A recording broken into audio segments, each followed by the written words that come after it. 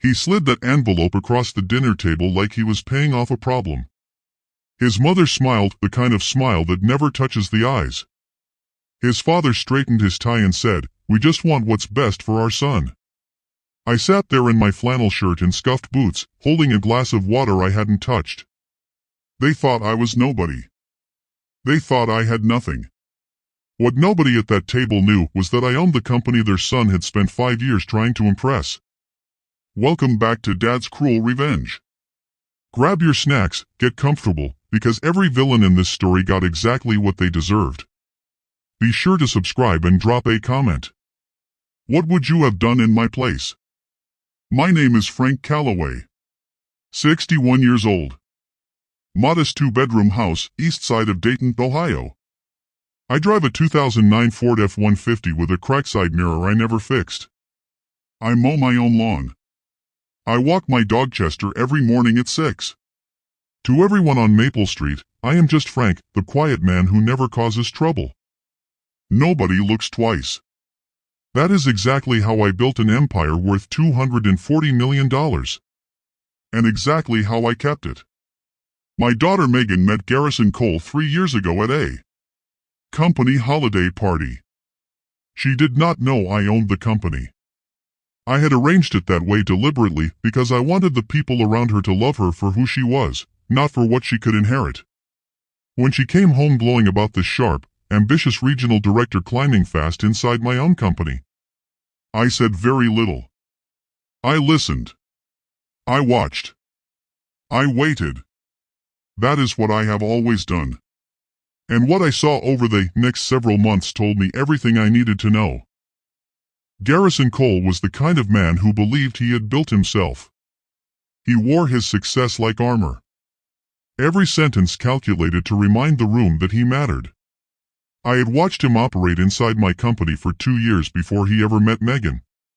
He was effective. Driven. He was also the kind of man who spoke differently to the maintenance crew than he did to the senior directors. His voice changed when a client walked in. His tone shifted the moment he thought no one important was watching. I filed every detail away. When Megan brought him home for the first time, I grilled burgers in the backyard. Chester knocked over his drink. He flinched, then laughed too quickly. He shook my hand with the grip of a man establishing dominance before a word is spoken. He looked at my house, my truck, my clothes, and in 45 seconds, he decided who I was. He was polite. Carefully polite.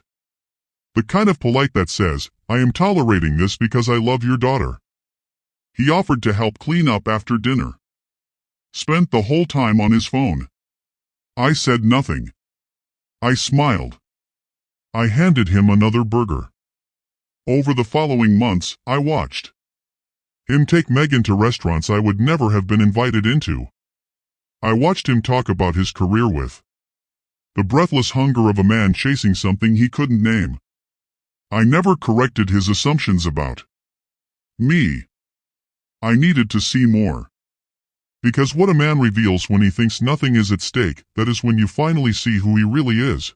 The engagement happened on a Tuesday evening in October. Megan called from outside a rooftop restaurant in Columbus, crying so hard she could barely form words. "Dad," he proposed. He actually proposed. I sat in my kitchen, Chester at my feet, and told her I was happy. I meant it. But underneath that happiness was something more complicated. A man can love a woman and also love what her future represents. Those are not always the same thing. Still, I gave Garrison the benefit of the doubt. People are layered. I know that better than most. Wedding planning started immediately, and that was when I met Harold and Diane Cole. One casual lunch, a bistro near their house in Upper Arlington. Expensive neighborhood. The kind of street where every house is a statement about its owners. Harold was a retired commercial real estate developer. Diane had spent 30 years running charity galas, the kind that exist primarily to be photographed. They arrived 12 minutes late. They apologized to Megan. Not to me. Harold offered his hand the way men offer things they don't actually want to give. Diane smiled with her eyes fixed 2 inches above my head. I paid the bill. Harold reached for it, checked the total, and let me take it. That told me everything about that lunch. What I didn't know yet was that a far more revealing evening was already being planned. And they were very, very sure they had me figured out. The dinner invitation arrived 3 weeks later. Handwritten note on cream stationery, Cole family address embossed at the top. A proper family dinner. I knew exactly what it was. Megan delivered it carefully, the way a daughter protects her father from something painful without lying to him. They just want everyone comfortable, Dad. You know how new families can be. I understood. What I understood was that Harold and Diane Cole had looked at their son's future father-in-law and seen a liability. A man with no visible money. No useful network. No status that benefited them. They had decided, politely and efficiently, to manage me. I drove my truck to their house Friday evening and parked it directly in front of their 3-car garage. I wore my cleanest flannel shirt and my good boots, the ones I save for funerals and important conversations. I did not dress up. I wanted them to see exactly what they expected to see. Because I wanted to see exactly what they would do with it. Harold opened the door before I could knock. He looked at the truck. He looked at me. Frank, come in is spoken with the hospitality of a man who has invited an inconvenience into his home. The house was immaculate. High ceilings. Original art. A dining table built for 12, set for 4. Diane appeared in a dress that cost more than my monthly utilities. She kissed the air near my cheek. Told me dinner would be wonderful. I smiled. I sat down. I waited. I was very good at waiting. We sat at 7 exactly. Garrison was already at the table, quiet in a way that told me he had been briefed. He glanced at me once, quickly. Half apology, half helplessness. He knew what his parents were. He had made the peace that certain children make with disappointing parents by choosing never to look directly at what they are. First course arrived. Harold talked about his investments. Diane talked about the spring charity auction. I was asked exactly 2 questions during the appetizer.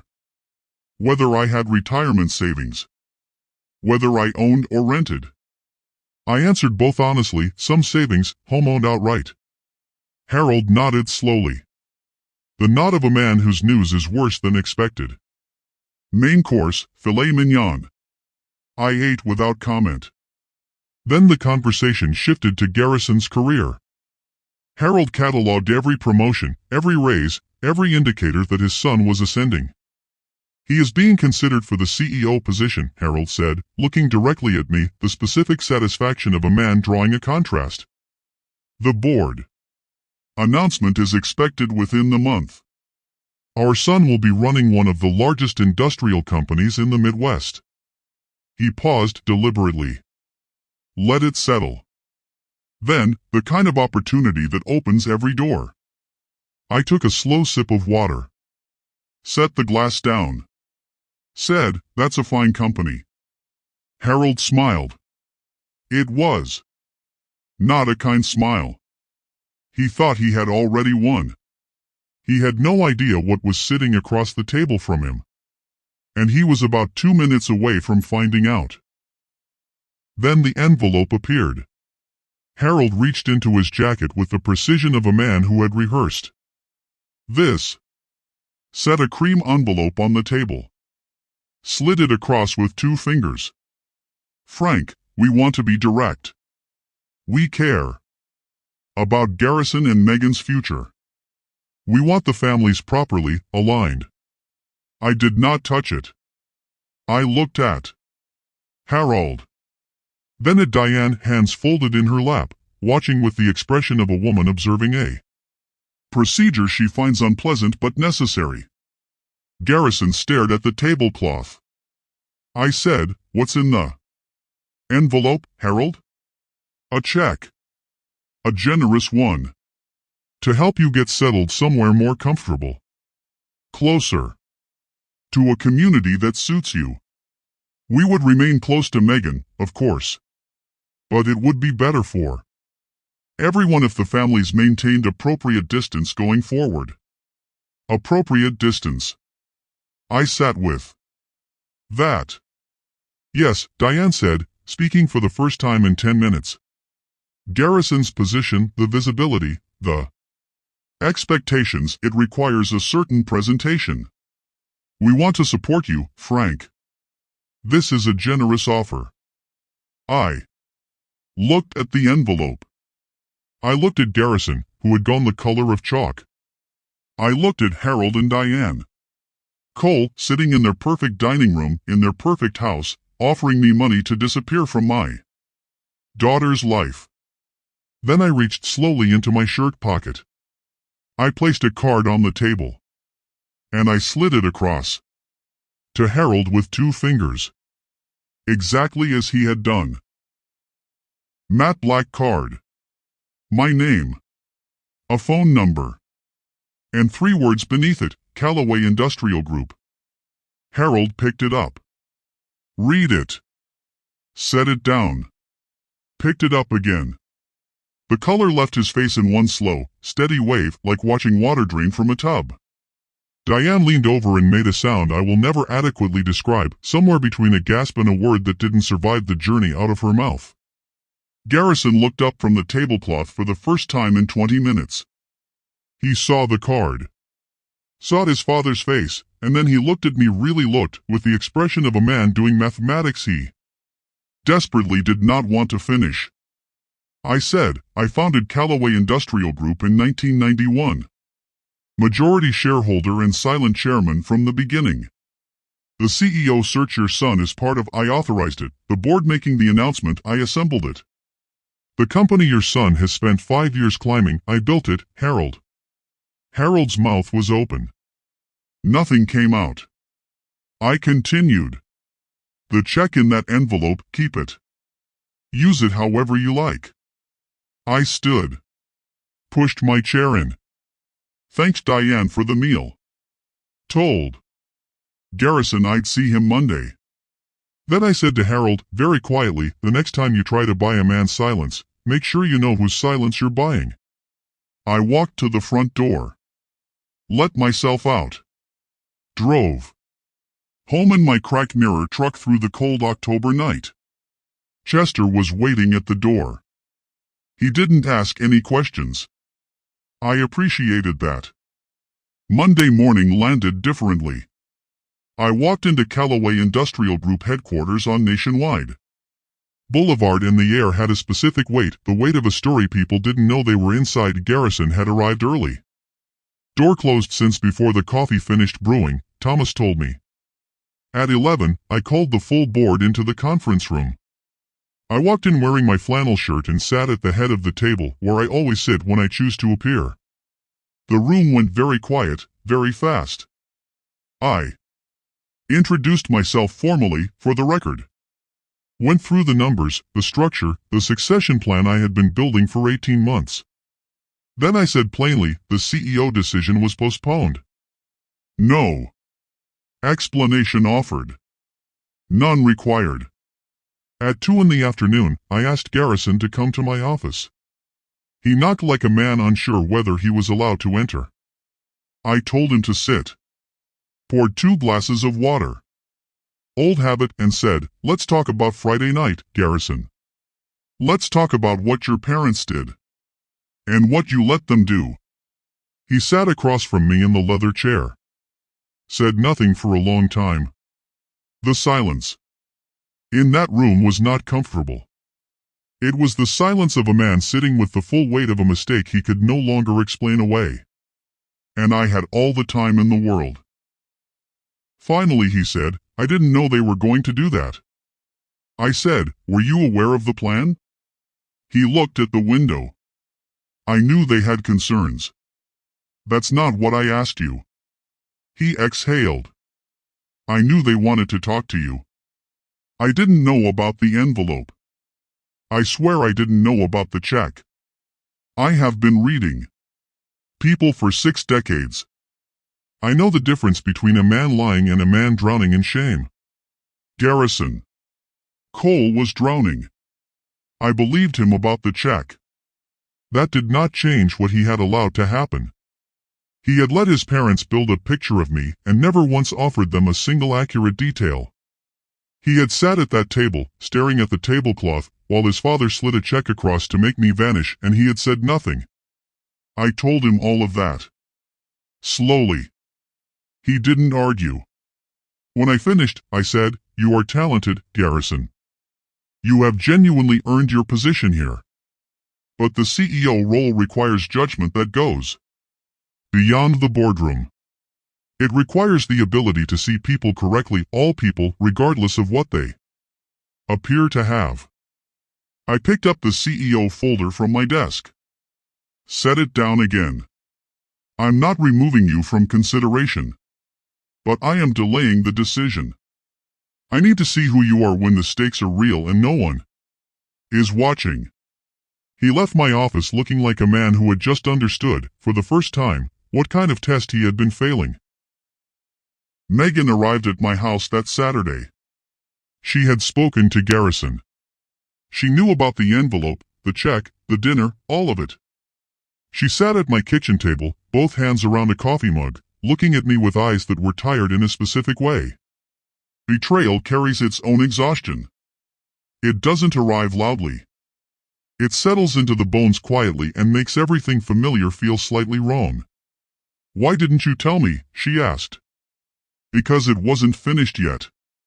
She sat with that. "They offered you money to stay away from me." "Yes." "And Garrison sat there." "Yes." She looked at her coffee. "He called me. He was crying. Said he didn't know about the check." "I believe him," I said. "But believing him doesn't make what happened acceptable." We sat together a long time without talking. The silence between a father and daughter who genuinely trust each other is not uncomfortable. It is one of the quiet gifts of a real relationship. Finally she said, "What are you going to do, Dad?" I said, "I'm going to let every person involved sit with the weight of what they did. And then I'm going to make decisions based on what I see happen next." "And Harold and Diane?" Morning light came through the kitchen window at a low angle across the counter. I said, "They are about to find out that I have a very long memory. And a very specific sense of fairness." I was not angry when I said it. That was the part that should have scared them most. Harold called my office Wednesday. Left a message with Thomas, professional in tone, breathtaking in its lack of self-awareness. He called Friday evening, a misunderstanding. He hoped we could meet at my convenience to clarify a few things. I did not return the call. I let it sit for a full week. During that week, I made 3 decisions. The first was about Harold's business. In retirement, he still consulted for 2 commercial real estate developers in central Ohio who used Callaway Industrial as a supplier. I had my contracts team review both agreements. Both were up for renewal within 90 days. I let it be known, through appropriate channels, that Callaway was evaluating new partnerships. Harold found out within 48 hours. His second call was considerably less professional. The second decision was about Garrison. I brought him back into the CEO conversation not as a reward, but because he had done something unexpected. He had gone to Harold and Diane and told them, directly and without softening, that what they did was wrong. That he would not support it, defend it, or pretend it hadn't happened. Thomas confirmed it through a contact in the Cole social circle. Garrison had also written me a letter. Handwritten. 3 pages. Everything a man needs to say when he has failed a test he didn't know he was taking. The third decision was about the envelope. The unopened check, still sealed in its cream casing, was Returned to Harold by certified mail. Inside, a single typed note, "No thank you. F. Calloway." I imagine he stared at it for a long time. The board met on a Thursday in November. I wore a suit. I had not worn one to a board meeting in 4 years. Thomas told me later that 3 board members exchanged glances when I walked in. I presented the CEO appointment. I named Garrison Cole as Chief Executive Officer of Callaway Industrial Group, effective January 1st. I told the board what I had seen, what I had tested, and what I had concluded. After the meeting, I shook Garrison's hand. He looked like a man who had survived something real. He said, "I won't forget what you did." I said, "Make sure you don't forget what your parents did, either." Harold and Diane Cole lost both supplier contracts within 60 days. Harold's consulting relationships collapsed quietly and completely. He called my office 4 more times over the next 3 months. I returned the last one personally. I told him I bore him no hatred and wished him no specific harm, but that I had made certain the people he depended on professionally understood exactly who Harold Cole was when he believed no one important was watching. As for Megan, she married Garrison on a Saturday afternoon in April. Garden ceremony outside Columbus. I walked her down the aisle in my good boots and a new suit bought for the occasion. Harold and Diane sat in the 3rd row. They said nothing that wasn't polite. They will never again mistake a quiet man for a powerless one. Chester wore a bow tie. He looked ridiculous. He looked perfect. I am Frank Calloway. I built $240 million in silence.